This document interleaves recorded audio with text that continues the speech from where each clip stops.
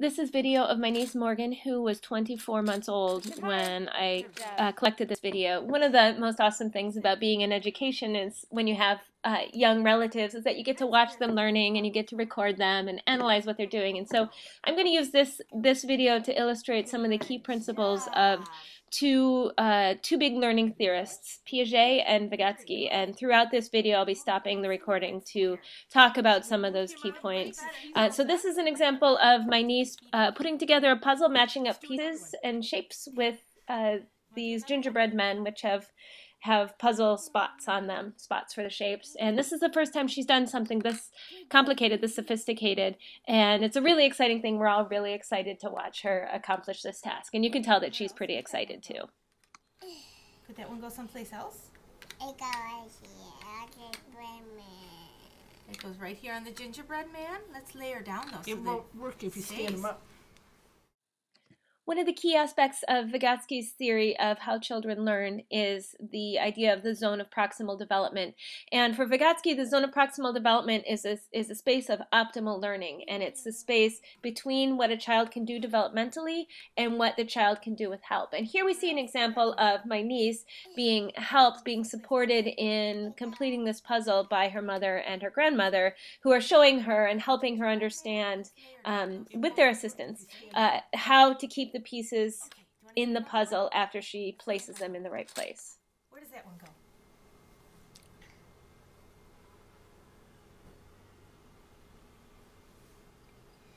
It goes right here. Does it? Does it go right there? Does it fit? No. Go right here. Good job. I did up. And do another one? Where does that one go? Where does it go?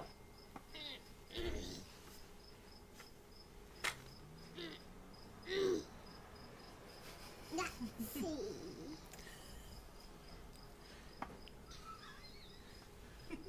Where does it go, Morgan? It goes right here. This is the moment that matters most of all to a Piagetian theorist, the moment where the child demonstrates that developmentally she's capable on her own of completing a task.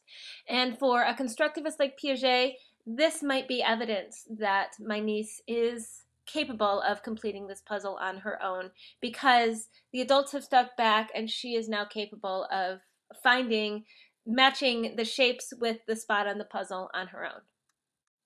You're going to see, too, that from here on out, my niece is way more capable of completing this task on her own than she was up until this point. She's very quick to put the pieces where they belong, very quick to move on to the next piece.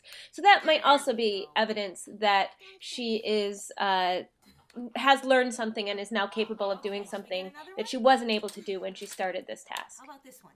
Where does this one go?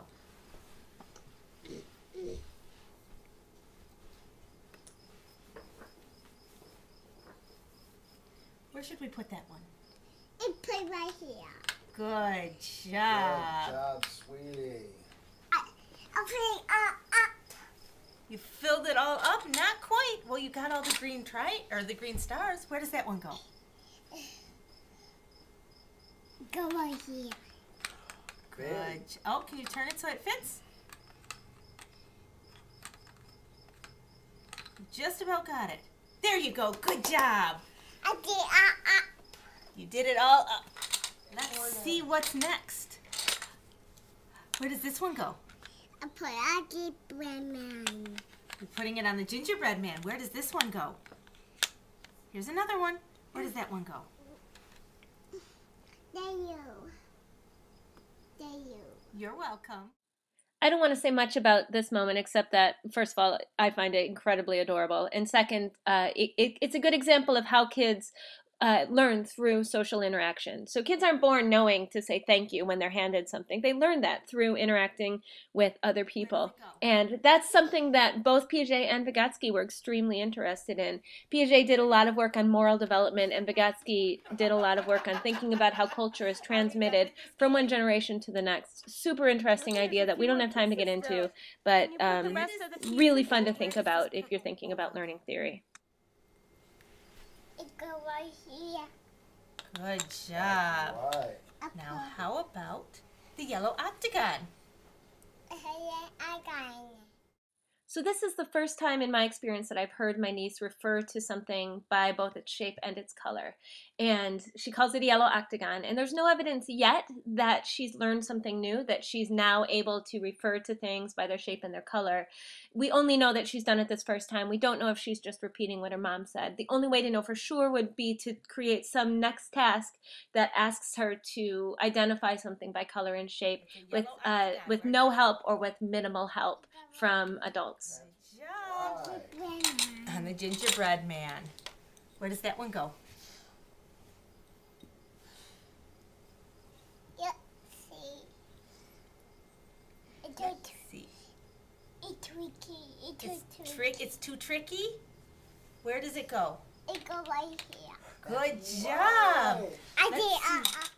I was talking with my sister, with my niece's mom, about this moment where my niece says it's tricky, it's too tricky, and my sister said that that's a phrase that she uses with my niece when they're working on a puzzle together. She says this is a tricky one.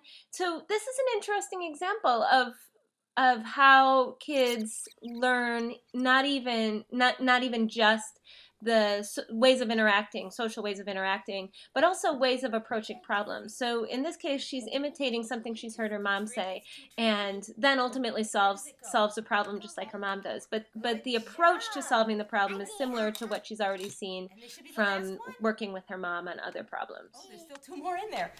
Extra pieces. We got lucky that they all fit. Morgan, where does that one go? Where does this one go? They're stuck. Okay, where does the blue flower go? Or the blue cross, I guess it is. Good job, we filled them all up. Look, they're all full. Oh, but Can we there's two count more them? pieces. What are we going to do? What are you going to do with those last two pieces?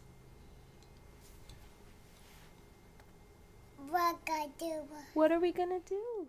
This is, for my niece, a moment of what Piaget would call disequilibrium. She has put all the pieces where they belong, the puzzles are all filled up, and she's got two pieces left. And so you can see her sort of confused and struggling over what to do next and trying to figure it out. I don't think there's any open spaces. I think we got them all. See what she does with them.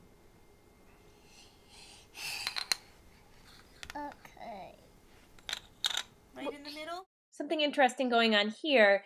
My niece knows that the pieces go with the puzzle, and she's decided to put them on the gingerbread men, not back in the game piece, not on the floor, not in her car, which she did before, but on the gingerbread men. And she puts them in the middle of the gingerbread men where there's space for them. Good job, Morgan. Can I have a hug? Let me have a hug. Oh, good job. I'm proud of you. Big girl. You did good.